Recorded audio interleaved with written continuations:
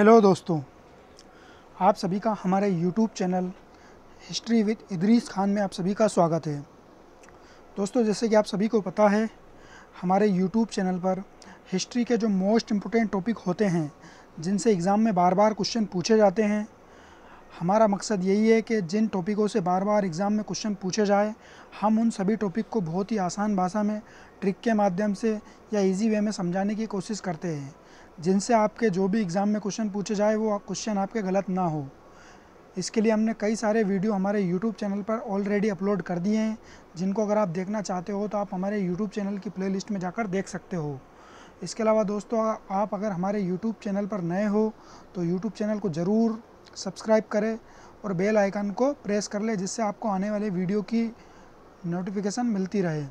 इसके अलावा अगर हम आज के वीडियो की बात करें दोस्तों, तो आज का वीडियो बहुत ही ज़्यादा इंपॉर्टेंट रहने वाला है। आधुनिक भारत के अंदर जो समाज सुधार के जितने भी जो भी कार्य चल रहे थे, धर्म सुधार और समाज सुधार के, उनसे रिलेटेड हम वीडियो अपलोड कर रहे थे। उसी के क्रम में आज हम थियोसॉफिकल सोसाइटी ऑफ इंडिया की बात करेंगे, जिसके बारे में हम देखेंगे कि इसकी स्थापना कब होती है, इसकी स्थापना कौन लोग करते हैं और किस जगह पर इसकी स्थापना होती है, फिर भारत के अंदर इसका कहाँ पे इसका मुख्यालय बनाया जाता है और किस तरीके से इसके सिद्धांत होते हैं, किस किस चीज़ों को ये फॉलो करते हैं, इन सब के बारे में आज विस्तार से बात करेंगे। तो दोस्तों, आज का वीडियो बहुत ही ज़्यादा इंपॉर्टेंट रहने वाला है। अगर आपका जो भी डाउट है, जो भी कन्फ्यूजन है, तो ये वीडियो आप बिल्कुल भी स्किप ना करें, पूरा ज़रूर देखें। तो इससे आपके पूरे डाउट, पूरे कन्फ्यूजन यहाँ पे क्लियर होने वाले हैं। तो दोस्तों, चलते हैं हमारी स्लाइड के ऊपर, जहाँ हम इस टॉपिक को बहुत ही अच्छी तरीके से आज डिस्कस करने वाले हैं। तो दोस्तों, अगर चैनल पर नए हो तो चैनल को ज़रूर सब्सक्राइब कर ले, क्योंकि आपको यहाँ पे इम्पोर्टेंट वीडियो यहाँ पे हिस्ट्री के मिलते रहेंगे। तो दोस्तों, जैसे कि हम यहाँ स्लाइड के ऊपर आ चुके हैं, तो आज के इस वीडियो के अंदर हम थियोसॉफिकल सोसाइटी से रिलेटेड जितने भी जो भी इम्पोर्टेंट फैक्ट हैं, उन सभी फैक्ट के ऊपर बात करेंगे। इनकी स्थापना कब हुई है, इसकी स्थापना में किन किन सदस्यों का योगदान रहा है और किस जगह पर इसकी स्थापना हुई है, और भारत में इसका स्थापना कब की गई है, इसका मुख्यालय कहाँ है और इसके सिद्धांत क्या है, इन सभी पहलुओं के ऊपर आज हम विस्तार से बात करेंगे। तो दोस्तों, बहुत ही ज़्यादा इंपॉर्टेंट वीडियो, क्योंकि हर एग्ज़ाम के अंदर आपको इससे रिलेटेड क्वेश्चन देखने को मिल जाते हैं और कन्फ्यूजन की वजह से ये क्वेश्चन आपके गलत हो जाते हैं। तो सबसे पहले बात कर लेते हैं दोस्तों, हम थियोसॉफिकल सोसाइटी की स्थापना कब होती है और कहाँ होती है, इसका परिचय हम जान लेते हैं। तो सबसे पहले अगर हम बात करें दोस्तों, यहाँ पे थियोसॉफिकल सोसाइटी की स्थापना, तो थियोसॉफिकल सोसाइटी की स्थापना जो होती है, स्थापना वर्ष इसका दिया गया है यहाँ पे 1875।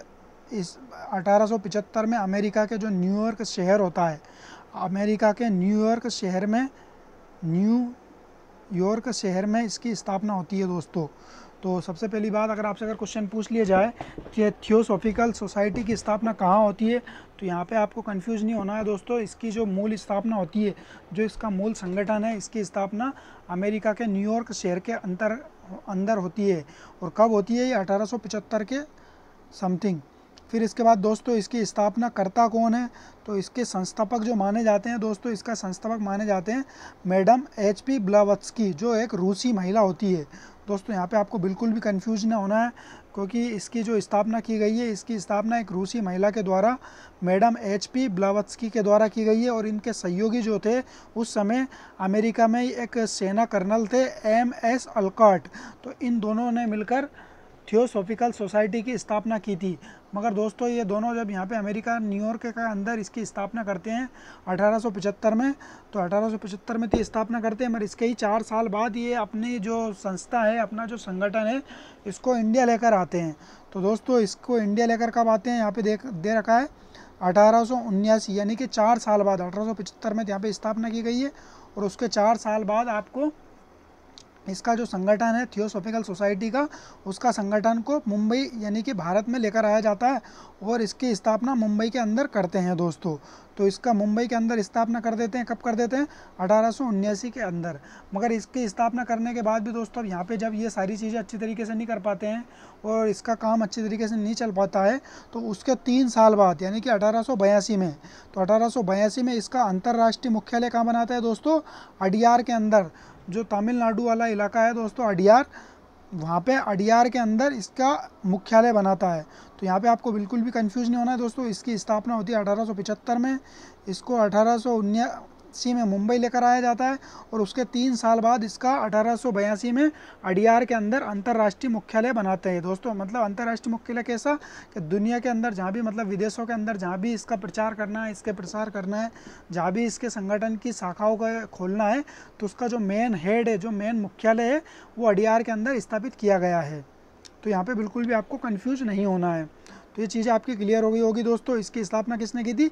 मैडम HP ब्लावत्स्की ने की थी। और इसके सहयोगी कौन थे दोस्तों? अमेरिकी सेना के कर्नल MS ऑलकॉट इसके सहयोगी थे। इसके बाद दोस्तों इसकी जो शाखाएं थी वो कहाँ कहाँ थी? तो बेंगलुरु, मुंबई, सूरत, लुधियाना में इसकी शाखाएं स्थापित की गई थी। तो दोस्तों जैसे ही अडियार के अंदर जब मुख्यालय स्थापित किया जाता है, अंतर्राष्ट्रीय मुख्यालय, तो उसके बाद दोस्तों भारत के अंदर और विदेशों के भी अंदर इसकी शाखाएं स्थापित की जाती है। तो भारत के अंदर बेंगलुरु के अंदर, महाराष्ट्र के मुंबई के अंदर, गुजरात के सूरत के अंदर और पंजाब के लुधियाना के अंदर इसकी शाखाएं स्थापित की जाती है। तो ये सारी चीज़ें आपकी क्लियर हो गई होगी दोस्तों। तो इसकी स्थापना 1875 में होती है, 1879 में इसको मुंबई लेकर आया जाता है और 1882 में अडियार के अंदर, जो तमिलनाडु के अंदर स्थित है, यहाँ पे इसका अंतर्राष्ट्रीय मुख्यालय बनाया जाता है।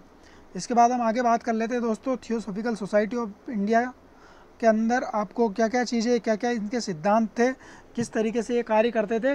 तो दोस्तों इसके जो सिद्धांत थे उसके अंदर ये बातें देखने को मिलती है कि ये हिंदू धर्म के जो पुनर्जन्म का जो सिद्धांत है और कर्म का जो सिद्धांत है, इस पर विश्वास करता था। तो पुनर्जन्म का सिद्धांत और कर्मवाद का जो सिद्धांत, तो जो जैन धर्म के अंदर आपको देखने को मिला था कि पुनर्जन्म का सिद्धांत भी देखने को मिलता है, और कर्म यानी कि जो आप अच्छा करोगे तो अच्छा पाओगे और बुरा करोगे तो बुरा पाओगे। तो ये चीज़ के ऊपर इनका बिलीव था। तो हिंदू धर्म के अंदर कौन सी चीज़ें इन्होंने अपनाई थी दोस्तों? तो पुनर्जन्म का सिद्धांत और कर्म का सिद्धांत। तो ये आपको स्टेटमेंट वाला क्वेश्चन पूछ लिया जाएगा, तो वहाँ पे आपको कंफ्यूज नहीं होना है। इसके बाद दोस्तों ये सांख्य दर्शन, जिसके अंदर 7 बातों के बारे में जानकारी मिलती है, 7 अवस्थाओं के बारे में सांख्य दर्शन और वेदांत दर्शन। वेदांत दर्शन का मतलब क्या होता है दोस्तों? वेदों का जो दर्शन होता है उसको वेदांत दर्शन कहा जाता है। उसको अपना प्रेरणा स्रोत मानते थे। तो ये अपना प्रेरणा स्रोत किसको मानते थे दोस्तों? तो ये वेदांत दर्शन और जो सांख्य दर्शन होता था, इन दोनों को ये अपना प्रेरणा स्रोत मानते थे। इसके बाद दोस्तों इस सोसाइटी की जो विचारधारा थी, इसमें देव विज्ञान की संज्ञा दी गई है। मतलब देवताओं का जो विज्ञान है, मतलब विज्ञानों से कनेक्ट करके ये सारी चीज़ों को बताते थे। तो मतलब जो भी धर्म से रिलेटेड जो भी चीज़ें थी, उन सभी का संबंध विज्ञान से जोड़ते थे। तो ये सारी चीज़ें इन्होंने इंडिया में रहकर और जहाँ भी इनकी संस्थाएं थी, जहाँ भी इनकी शाखाएं थी, वहाँ पे रहकर इन्होंने बताई थी।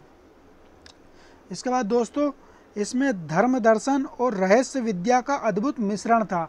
तो ये जो धर्म दर्शन तो हमने देख लिया दोस्तों, वेदांत दर्शन और सांख्य दर्शन को शामिल किया जाता था। इसी को ये विद्या, मतलब रहस्य विद्या के साथ इसको कनेक्ट करके और इसको अद्भुत मिश्रण के साथ लोगों के सामने पेश किया जाता था। तो ये मोस्ट इंपोर्टेंट फैक्ट माना जाएगा दोस्तों। इसमें धर्म दर्शन और रहस्य विद्या को मिश्रण करके, मतलब एक दूसरे से कनेक्ट करके फिर लोगों के सामने बताया जाता था कि मतलब कोई सी घटना क्यों घट रही है, किस तरीके से घट रही है, धर्म से रिलेटेड अगर कोई सी चीज़ है, कोई सी पद्धति है, तो उसके बारे में भी ये वैज्ञानिक उसका पहलू बताते थे लोगों के सामने। इसके बाद दोस्तों अगला कुछ देख लेते हैं हम स्टेटमेंट। इस सोसाइटी का दार्शनिक सिद्धांत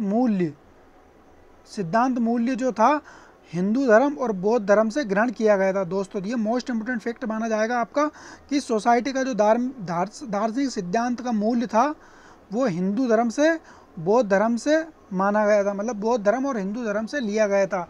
तो यहाँ पे आपको कंफ्यूज नहीं होना है। आपसे अगर स्टेटमेंट, मतलब इस टाइप का क्वेश्चन दे दिया जाएगा और पूछ लिया जाएगा कि थियोसॉफिकल सोसाइटी ऑफ इंडिया का जो सिद्धांत था, या दार्शनिक सिद्धांत था, वो किन किन से मिलकर बना था, तो आपसे क्वेश्चन पूछ लिया जाएगा और स्टेटमेंट दे दिया जाएगा हिंदू धर्म, बौद्ध धर्म, जैन धर्म या ईसाई धर्म वगैरह।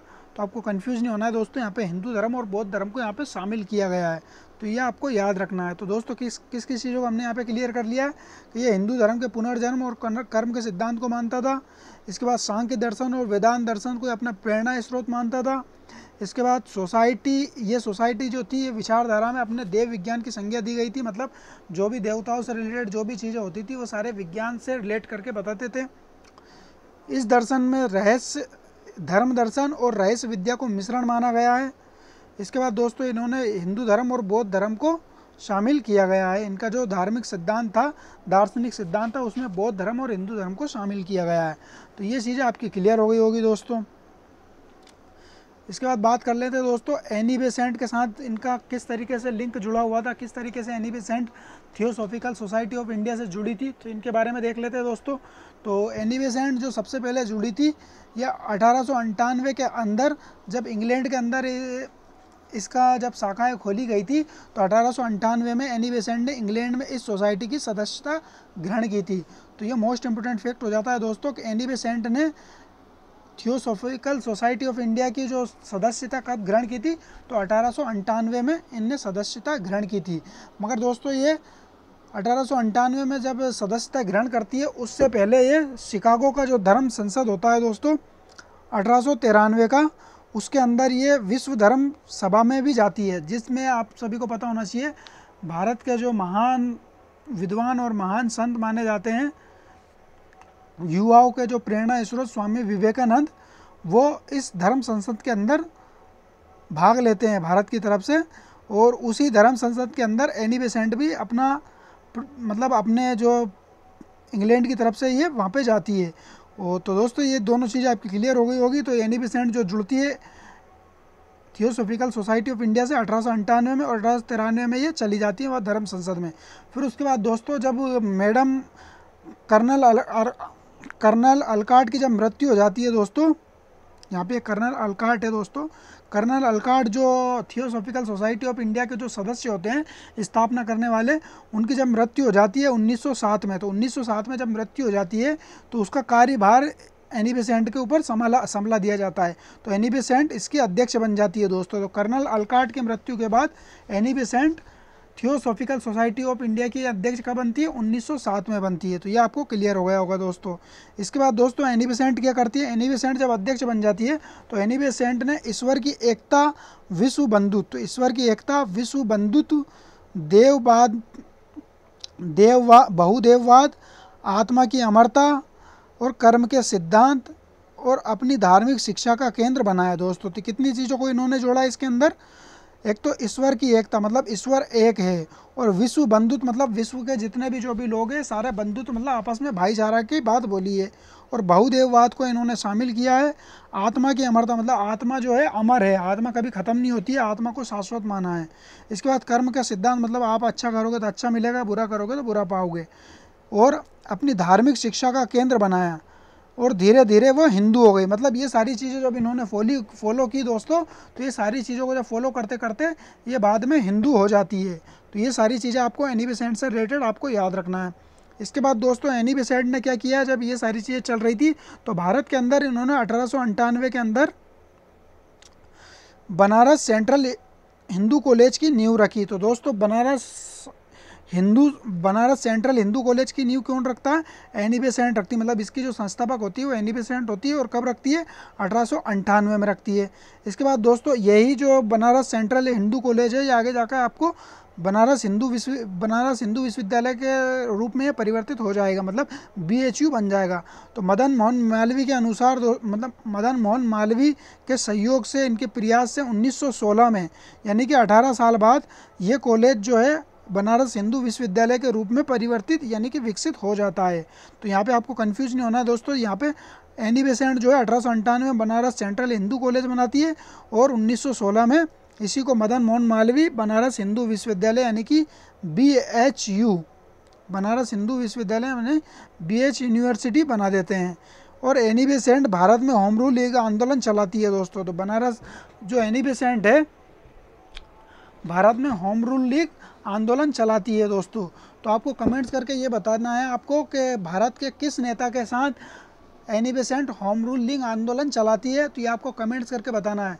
तो ये एक तो अपना मुंबई से चलाती है, और जो अपने एनी बेसेंट जो होती है इनका जो प्रधान कार्यालय होता है दोस्तों, ये साउथ इंडियन जो हमारे मद्रास और कर्नाटक और आंध्र प्रदेश वाला इलाका होता है वहाँ पे ये होम रूल आंदोलन चलाती है।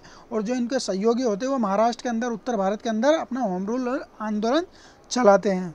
तो आपको कमेंट्स करके बताना है कि एनी बेसेंट के साथ किस भारतीय नेता ने होम रूल लीग आंदोलन चलाया था। तो ये सारी चीज़ें आपकी क्लियर हो गई होगी दोस्तों। एक बार और हम ब्रीफ में समझने की कोशिश करते हैं। थियोसॉफिकल सोसाइटी ऑफ इंडिया की स्थापना होती है 1875 में अमेरिका के न्यूयॉर्क शहर के अंदर। इसके संस्थापक कौन है दोस्तों? Madam H.V. ब्लावत्स्की और कर्नल M.S. अलकॉट।